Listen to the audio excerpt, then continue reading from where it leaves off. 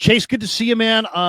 Let's get right into the JJ stuff. Tim Kawakami of the San Francisco Standard sat down with the 49ers. Obviously, the Niners, talked to him, but they wanted messages out. And the article starts with the calf injury is real. So that is a message that the 49ers wanted to get out there. So why don't we talk first about Jauan Jennings? Why don't we get into that? I mean, that is the calf injury is real is the message that the 49ers, wanted out there. And that's how Tim Kawakami started his article. And there's many, and by the way, Tim's a great writer.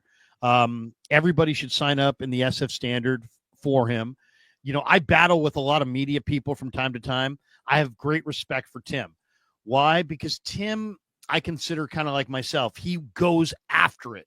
He doesn't get up every morning just trying to get a free hot dog for his back pocket and a nice seat in the press box and have everybody love him. He goes after it. He's chasing a story. He's got some passion. He's a smart guy. He's a connected guy. And he obviously sat down with either Lynch or Shanahan. I believe it was Lynch, but who knows? And he has a lot of very concrete data in his latest piece on Jauan Jennings. Among the concrete data, Chase, is Jennings probably wants a deal for this year and next year that will make him a top 20 paid wide receiver at $20 million per year. He's currently like 45th or something like that, highest paid receiver in the game. There's also a quote in here that says the 49ers likely don't want to give JJ any raise. I thought that was really interesting. Then he goes on to say there should be a compromise by the cutdown day of August 26th, which is interesting. And then he actually laid out what the compromise was going to be. And he said that the Niners will tack on another year for a $22 million one-year deal. He'll have, let's say $4 or $5 extra million coming his way. And that Rosenhaus will be able to call it a one-year, $22 million deal. Look what I did. I gave my client a $20 million contract, but in reality, it will just be, rearranging the deck chairs on the Titanic. I mean, it's no real change. The base stays the same, and it's all kind of cap, hijinks. What do you think's going on with JJ? What do you see as the end game? Well, it's so funny, you start by talking about this report from Tim Kawakami. And when I was growing up as a kid, I was so obsessed with broadcasting and just sports journalism as a whole. I've wanted to be in this space since I was 5 years old. And so when Barry Bonds was obviously a legendary player for the San Francisco Giants, I was tapping into some of the San Francisco Bay Area coverage, even though I was living in the Philadelphia area. And then one of my earliest memories of the 49ers was watching a VHS tape when Jerry Rice was running the hills of Northern California for his offseason training. And that got me obsessed with Jerry Rice and how he approached the game of football. And of course, naturally with that, started tapping into local radio. I discovered you years before I even know who you were. And then I found out who Tim Kawakami was when he was a Bay Area sports writer. And so now for our worlds to collide, because I'm covering the Niners and he's obviously a legendary Bay Area sports writer, that's been pretty interesting and pretty cool for me because I know him from about 2 decades ago when he was in the Bay Area as a sports writer. Obviously, he's changed publications a couple of times from that point, but his credibility has remained intact. And when he came out with this article the other day, I put out a video on X and I talked about it on the 49ers report, calling it a new Jauan Jennings update. And some people had said, come on, Chase, this isn't new. And I'm like, hold on, this is new reporting from a writer who is very tapped into the entire Bay Area sports scene. And when he reports that JJ and the Niners aren't close to a deal, we haven't heard that throughout the last several weeks since training camp got underway. When he has some of these other nuggets, I think it's pretty notable because he's not going to say something and just throw shit at the wall just for the sake of it. He is very tapped into what is happening with this Niners organization. And so a couple of huge developments on this front that you obviously pointed to, and a couple of them that I've discussed over time. Like, I do think this calf injury is for real. Jauan Jennings in the spring was one of the best players on this Niners team during spring workouts. He couldn't be stopped. Like a player like Renardo Green is a really solid corner at this level, I think. And I think this year we're going to see that after he made 7 starts last year in which he played well. He couldn't compete with Jauan Jennings in the spring. But what happened with JJ? Mandatory minicamp, he's not out there because of that calf injury. And then he reports to training camp, starts practicing, even though going into training camp, there was that report from Schefter that he had informed the Niners, hey, pay me or trade me. If Jauan Jennings was annoyed with the Niners, I don't think he would have reported. And if he did, it probably would have been a hold in. And so I do think this calf injury is legit for him. Now, I also think it's unrealistic if he's asking for $15 to $20 million. I understand that the wide receiver market has taken off. It is very robust. It has gotten richer and richer and richer to the point where, remember when Deebo Samuel signed his deal and Terry McLaurin signed his deal back a couple of years ago? They were firmly top 10 highest paid wide receivers. Now, they're not even close to being top 10 highest paid wide receivers, but a player like Terry McLaurin is making $25 million. And if Jauan Jennings is asking for $20 million, that's just ridiculous. I mean, first of all, he signed that contract last year. And I will say this about JJ. Love the player, love the scheme fit, love the attitude, the swagger that he brings, love the fact that he's a willing run blocker. I think he's been so important to the Niners' success and their identity and their culture as a football team. He's outplayed throughout his entire career all of the money that the Niners have paid him. If it's $11 to $15 million per year, I'm giving him that contract extension right now. If it's 15 to 20, look, play out the remainder of your deal. Prior to last year, I know you and I have talked about this. He had not come close to surpassing 500 yards in a season. The one career year that he has last year, 975 receiving yards, he looked great. I think he's a legitimate number 2, but that was the only good year of production that he's had. And so do something consecutively if you want to get a pretty big pay raise. And so if I'm the Niners, look, 11 to 15 is my price. If Jennings wants more than that, hey, go out there in 2025, prove it once again. And if you do, I guarantee you, you will get paid next offseason looking for that contract that you're looking for. So it's certainly a loaded topic. I do think the Niners need him for 2025. I get where Jennings is coming from. He's outplayed his contract. He has no financial security beyond this year. If I'm the Niners, I'm giving him 11 to 15. But if he wants more than that, I'm saying, hey, we're not doing this, especially with how things went with Brandon Ayuk last year. You know, I think everything that you said there makes sense, except the only thing I don't see a resolution coming about is I don't see how that minor salary bump really gets accomplished here. Like, for example, the Niners are saying, well, the timing's just all wrong. The timing's just all wrong. And, we just paid JJ and, we don't want to rip up his contract and we don't like the precedent it sets. And we just paid Ayuk. And so the timing's all wrong for us. And I can understand kind of where they're coming from when they say that. I think it's posturing, but I do understand where they're coming from. But then let's just talk about, so like, if you don't want to give him a deal, you could just give him the Heisman stiff arm and, no deal. But I don't think that's a smart move because he's a very powerful presence in the room and you're going to have him unhappy. I mean, Mooney Ward told us in an interview not that long ago that when he found out that the Niners were not going to extend him, he emotionally shut it down, that he really didn't give a crap anymore after that. Well, what if JJ has the same approach? I'm not saying that's an appropriate thing. I don't respect that. I mean, you're getting paid millions of dollars. He's going to make $7.5 million. Mooney was going to make millions of dollars, or did make millions of dollars last year. You're not supposed to shut it down when you don't think that you're going to get a contract extension. I mean, whether you're a Niner, whether you're working wherever, you're not supposed to shut it down if you find out your employer isn't going to give you a contract extension. You're supposed to be a pro and work for the money that you're making in the present. Right. So I don't think it really behooves the Niners to give him the stiff arm and say, screw you, we're not paying you. Just show up and play. And if you're unhappy, who cares? Lots of people are unhappy. Get in line. I don't think I would play that level of hardball with him. But as you said, I agree with you. If you could come up with a short-term extension, But I think the Niners, A, don't want to rip up the contract because of the precedent that it sets. And B, I don't think Rosenhaus will sign any deal that takes him out of being a free agent next March. So any compromise, is there a compromise that checks both boxes? Is there one? I don't know. Can the Niners somehow cut a deal with JJ where his base stays at $7.5 million, so they don't rip up his contract, and he's still a free agent next March?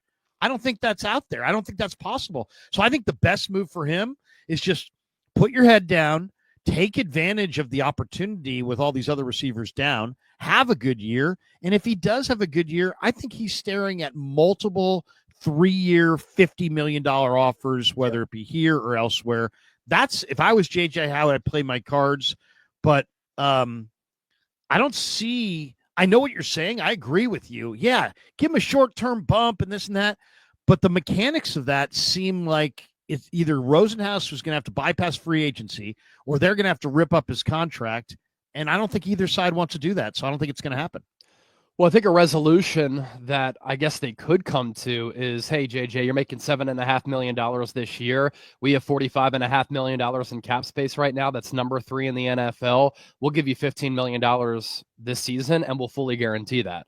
I don't think that is a move that Jauan Jennings and Drew Rosenhaus should turn down. I mean, if the Niners don't want to give them an extension for multiple years, you have available cap space. You have question marks at wide receiver. Brandon Ayuk is not going to be back until around the midway portion of the year. You might be without Demarcus Robinson to start the year. Jacob Cowing still hasn't done anything all throughout training camp. He got injured day one running routes against air. I know he returned this week, but in a limited capacity. Ricky Pearsall has had a tremendous training camp, but is he going to be able to stay healthy? Track record for him, obviously short sample size, says no, not going to be able to stay healthy. And so we will double your salary for this year, and we will fully guarantee you that number. And then if you go out in 2025 and perform like you did in 2024, Larry, that 3 for 50, totally doable. And I think there are multiple teams across the NFL who would be willing to pay that to Jauan Jennings. Big-bodied wide receiver, comes down with 50-50 catches, very deceptive route runner, very clutch player, 3rd down, 4th down, and in big games. He has been incredible for this Niners team. I'm sure a lot of the receivers in that room will say he's our leader right now. With the way that he plays, the energy, the physicality, the swagger, it is contagious for the rest of that team's culture. And you look at teams who play that bully ball type of style, I think they'd be loving to have Jauan Jennings on their team. I mean, I was talking to our Steelers host who does a great job covering Pittsburgh, and he's like, I would give Jauan Jennings $15 to $20 million right now to be the Steelers' number 2 behind DK Metcalf. He would fit that team perfectly. They want to play downhill. They want to play physical. They don't have a number 2. Jauan Jennings is a perfect cultural Mike Tomlin type of player. He's a perfect Pittsburgh Steelers type of player. And so there is value for him across the NFL. But for the Niners, they don't want to get flexed on by another player and another agent. And it's totally understandable to see where they're coming from. At the same time, it's like, yo, you got $45.5 million in cap space. At least come to a resolution for this year if you're not going to come to a resolution for the next few years. And I think there's something to be said too. Invest in your own players. Show them that you care about them, especially player developmental stories like Jauan Jennings, who was a 7th-round pick, didn't make the team as a rookie, was put on the practice squad, but then what's happened? He's gotten better and better every year, where now he belongs in Niner lore. He's beloved by his teammates. He's beloved by the coaching staff. He's beloved by the fan base. And I'd be willing to invest in a player like that, but clearly the Niners have some reservations when it comes to that. Well, I mean, I understand where they're coming from. I mean, yeah. You know, there's universal love for JJ, but as I said it a couple times in different streams over the last few days, compliments don't spend. You know, you can't buy a car or a house with compliments. You can't roll in there and be like, "Hey, man, everybody loves me." So what? You know, money talks. So I understand why he wants the money, but then I guess there's a lot of complicated parts of this. One. The Niners are trying to insist that he's got the calf injury. Do you think that he's 100% out because of the calf, or are you like me that you believe that the calf is part of it, but that the contract is part of it? I mean, he posted the photo yesterday on his Instagram story of him getting treatment on his calf in a training room in Las Vegas. Do you think he's just getting fake treatment? I just don't think. No. I think it's real, but I'm just saying, do you think?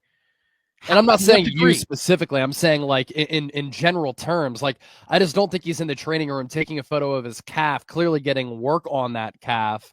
But why is he? First of all, let's talk about that for a second. Why is he doing that? To show people that he's actually hurt. Right. Because he knows the perception is right. So they know the perception is that he's jaking it, that he's not hurt, that he's after the cash. The other question I would have then is, if the calf injury is legit, let's carry this out to its logical conclusion. If the calf injury is legit and you're paying Ayuk $30 million and he's hurt, why are you in a rush to give more money to a receiver who may have already played his best football, who had a calf injury in the spring that is still lingering in August? And then they probably have PTSD from McCaffrey's injuries too, with the Achilles and calf. And exactly, Dre Greenlaw as well. And what if it and how about this? He hasn't played football for a few, he's missed 10, 12 practices. Doesn't it? I mean, you really need him. You don't need him later in the year. You're going to have Ayuk back. You're going to have all these, possibly. You're going to have all these other guys. Demarcus Robinson's suspension will be done. You'll have Watkins and Cowing more indoctrinated into the offense. You need him in September. But isn't it highly likely that he's going to have some soft tissue injury? If he had a calf injury in the spring that he's still battling and treating in August, then I think it's pretty reasonable to think that missing all of training camp could lead to a soft tissue injury. And then you've extended a guy because you're over a barrel in September and you can't use him in September. And then people are going to rip the 49ers for spending more locally and nationally, for spending big money again on more receivers, as they're not nearly good enough on either side of the line of scrimmage. Do you see where this is going? Sure. I mean, and look, I think the Niners understand what Jauan Jennings' value is. I also think they have PTSD with what happened with McCaffrey, what happened with Dre Greenlaw. They were the number 1 most injured team in football last year, number 2 most injured offense in all of football. And the Niners aren't dumb. They hear and they see the noise. There was all of this buzz from John Chapman's tweet about how the Niners weren't doing static stretching. What were they doing yesterday before the joint practice, Larry? Static stretching. I saw and that. Brad Graham even said it. Like, I like what Steph Sanchez does, but she's like, oh my gosh, like the Niners are stretching. But Brad was like, actually, this is new to their routine. They haven't been doing this. And so the Niners are hearing the noise. They know they've been banged up, and they know it's not a good look, and they got to try to get to the root cause of this. One more thing before I talk. But do you think that they aren't stretching inside? I just think that this was an opportunity now for them to, because I find it very hard to believe. I mean, I played football. I've worked in the Canadian League. I've seen my sons play high school football. I've gone to college football. I've watched pro football. I've never seen a football team on any level not have a serious stretching period for good 10, 12, 15 minutes before they actually start practice. I don't believe the 49ers are just putting on the uniform, trotting out to the field and practicing. I think they're stretching somewhere. We're just not seeing it. Well, there's a couple of, if you want to get nerdy about this, there's like dynamic stretching, there's static stretching. Static stretching is like the old school lines, on the ground, individual stretching. Here's the thing though. You have a 90-man roster. There is not space inside the facility for everybody to do static stretching. You do that on the field, and what they did prior to that practice against the Raiders was new to their routine, especially when Brad's saying it when he's been at every Niners training camp practice. I know you have as well. But I'm saying they're stretching inside. I mean, where's the locker room to do that with 90 guys? Well, I hear you, but the locker room, I don't know if you've seen the locker room, but the locker room the Niners have, the visiting locker room is very small. The home locker room is massive, massive. Now, is there enough room in there to stretch only? Like, maybe not in that room, but there's also several other rooms that the players, are in, and there's all kinds of side rooms. I'm just saying, I think it's absurd to think that the 49ers don't stretch at all. Like Yeah, I don't think it's that. I think they have to be stretching. They're not going out of the practice field cold. Right. Of course, they're not doing something prior to practice, but right. when you are top 10 in injury rate every single year since 2017, it's not just Kyle Shanahan's practices are hard and that he has a physical style of brand of football that he likes to implement with his teams. And that's a great positive. I love the style of play that the Niners have, but there's a clear history here that is very concerning, that has to raise red flags. And when you've suffered so many injuries already before the season starts, where you're having to bring in bodies off the street and you can barely get through practices earlier this week, you couldn't even do one-on-ones with your wide receivers. Isn't it okay to ask a critical question to try to get to the root cause of why this stuff is happening? Oh, yeah. You know what I mean? And that's kind of where I stand on it. No, I totally. But I mean, I'll just say this. If tomorrow there's a press gathering and I go to it and I say, Kyle, it seems that you guys changed your routine and stretched on the field for the first time. What is if I started peeling the onion on the stretching and start asking questions about, are you stretching? Where are you stretching? I mean, he'll give you a condescending answer. I mean, I'm going to, he's going to be like, Krug, come on. I mean, weren't you in pro football? Do you really think that we're taking the field without stretching? But I understand the optics, right? The optics are the optics. We're not seeing it. And, football fans are really weird. They, they will defer to me and others at practice. But like once they see the game, you can't tell them shit. Right. Like once they saw the game, it was like I had people telling me, Saturday night and the next morning, the greatness of Chase Lucas. And it's like, I can't possibly push back on it because they're convinced. Chase Lucas is great. I saw him. He made he made a play. He had a PBU. He got a safety. He's great, Krug. And I'm like, he's just there's a reason why he's been a career special teamer. He had a good game. He had a good game, but I mean, it's like he ain't making the team. There's no way he's making the team. I mean, I don't think so. I think he's not making the team. But I mean, like Niner fans were convinced, like they saw him, they saw it. So there's nothing that anybody else can tell them because they saw it with their own two eyes. And so the same thing is with the stretching thing. It's like, I'm not seeing them stretch. So it's like images are a powerful thing. Images are powerful. And one more thing on Jennings, and I've said this a couple times, right? When a player is looking for a contract extension, when have they ever participated in OTAs, participated in mandatory minicamp, reported the training camp, start training camp by practicing, and then decide, I'm just going to hold in now? It's never happened. It's either a hold in from the jump or a holdout from the jump. But let's talk about that for a second, because I was there on the first day. The first day, it was like people in the media room were like, it's Jauan Jennings Day. That was the day everybody was watching. What's JJ going to do? Is he going to hold out? Is he going to hold in? The Niners are smart enough to see that it is going to be a daily and constant PR circus of every day. Where's JJ? Where's JJ? So what did they do? They bought themselves some time. I'm not saying the injury's not legit. I think it is legit, but I don't think it's keeping him out. I think they bought themselves some time and a plausible reason to not have him there.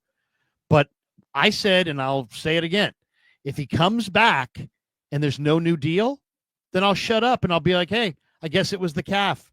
But if he comes back only after there's a new deal, then you know what? Stop telling me it's the calf. There's going to be people. He's going to get a new deal from the Niners, and then there's going to be a bunch of content creators and Niner media people that are going to try to carry the Niners water and say, yeah, he got a new deal, but he's really back now because of the calf. And it's like, we're never going to know, right? Because we don't know the degrees. All Shanahan said was it's showing up. It's showing up on the imaging. But it could be showing up as anything. And it's like, is it showing up in week 1 after he plays? Is it going to be showing up in week 2 if he plays? Is it going to be, you know what I mean? Yeah. So it's like, I'm not saying it's phantom. It's real. But is it real enough to keep him out, or does he have a calf injury and he's sitting out because of this contract? And I feel like he's going to get some kind of a bump, and then all these people are going to say, yeah, but he really, he got a bump, but this was not a holdout. This was not a hold in. Or the Niners are going to stonewall him, and that's why they're pushing so hard on this.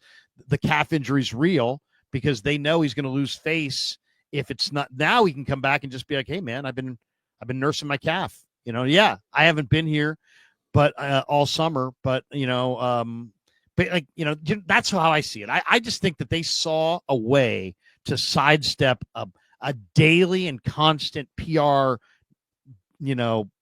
call it a hurdle. And they just said, you know what, we'll lean on the calf. We'll give him time. If the team's willing to say it's a calf and the player's willing to say it's a calf and the agent's willing to say it's a calf, I guess it's a calf. But I guess I would push back with that. If a guy has a calf injury that's legit and he had it in April and it's lingered into May and June and July and August, and now it's mid-August, and he still has this calf injury, then why are you signing him to an extension? Mm-hmm. Here we are thinking that there was going to be an offseason without any contract drama. Right. Well, they don't like that narrative either, right? They want to avoid that one. This is another one. The calf injury gets to say, hey, we got our contract stuff done, and this is just a calf injury. Yeah. But once again, if it's a calf injury, you're paying Ayuk $30 million. He's not healthy. Why are you trying to pay another receiver, more dollars when he's hurt? Right. It is what it is. I have another concern with the 49ers that I want to throw your way. Saron Neal is guaranteed $2.25 million. I can't tell you what he does. He's not running with the ones on special teams. He's running with the twos. He's not a starter on special teams, yet they signed him as a free agent. This is the third year in a row the Niners have signed a free agent they shouldn't have signed, and now they're going to compound their mistake like they did the last 2 years, and they're going to wind up cutting Darrell Luter or Jacob Robinson and keeping Saron Neal. And once again, there are going to be people out there that are going, there are people out there that they find out what's going to happen, and then they align their opinions with that so they can never have to go against the team. But there's nothing that Saron Neal has done on the practice field or in the games or in any of these practices that makes you go, yeah. But Jacob Robinson has a PBU every day. Darrell Luter almost had an interception in the first preseason game, and he's a 6'2" corner with real great athleticism. I think one of those two guys is going to wind up being cut for Saron Neal. And Saron Neal, is he a safety? Is he a corner? He's a special teamer, but he's not running with the ones. Brant Boyer is the captain of the special teams unit, and he obviously there's no way they gave him $2.25 million guaranteed without Boyer okaying it. And now Boyer's not, who's in charge of playing him, isn't playing him with the ones. So my big fear is that they're going to put Saron Neal, a special teamer. It's like, Niners, pick a lane. Are you about incremental improvement and you need every special teamer possible to have that incremental improvement? Or are you about developing your roster for the future? And because Saron Neal's never going to be able to line up and play corner against any good NFL receiver, but Jacob Robinson might, and Darrell Luter might. But if you cut those guys, like you cut Sam Womack, like 2 years ago you cut Deshaun Jameson for, backup veterans that you signed to dollars in free agency that you never should have signed. It's like, are we here to protect Jed's cash in our decision-making, or are we here to put the best 53 guys on the field? And if you're not here to put the best 53 guys on the field, I'm not down with you. And I'm really not down with the idea that they're going to cut a good young corner for the third year in a row to keep Saron Neal, a backup special teamer. To me, I don't know where this is going, but that's a main concern for me. Yeah, he got $2.255 in guaranteed money on a 2-year, $4 million deal, potential out after the 2025 season. And the Niners do have this track record of late of keeping veteran players over young players. But look, if you're going to have 6 rookies on defense who are playing big roles for your team in 2025. And that's what it's going to be. Mykel Williams, Alfred Collins, CJ West, Nick Martin, Upton Stout, and Marquis Siegel, who's might be further along than anybody. Then if you're going to go in this youth movement direction, go full youth movement. And I know that the Niners signed Saron Neal to bulk up their special teams, and Brant Boyer has obviously had his fingerprints all over that, bringing in all of his own guys, brings in Thomas Morstead. I thought his punt sucked last Saturday, by the way. But yeah, like Saron Neal's a tweener. It's more of a special teamer. And you're right. If he's not running with the ones, like, what is he doing? Now, ironically enough, the Niners put out some highlights from the Thursday joint practice against the Raiders, and he had a pass breakup deep downfield and got the Niners sideline pretty pumped up. But it just makes no sense considering all of the moves that the Niners have made, the youthful direction that they're moving into. I know soon we're going to talk about what Kyle Shanahan said on SiriusXM, but he even said, like, our hope is to develop these young players, and then if we can get into the playoffs, anything can happen. John Lynch has said it's going to be a little bit rocky. There's going to be a little bit of a learning curve. There's going to be some bumps along the road because we're so young. Then go with young players who have upside. Like Saron Neal is 31 years old. He's been a primary special teams guy, hasn't really played much corner as a former 5th-round pick. Jacob Robinson, Derek Canteen, they have some ability. Darrell Luter Jr., what a pass breakup he had in the end zone on Emmanuel Sanders, who is the Broncos' #1 wideout, who they just gave a bag to. Side with the youth players. And if you keep an older player over them just because they help you a little bit immediately, that doesn't fit your timeline and your strategy of this retool process. Well, it's like I asked Brant Boyer, and he seemed like he got pushed out of shape, but of course I was right.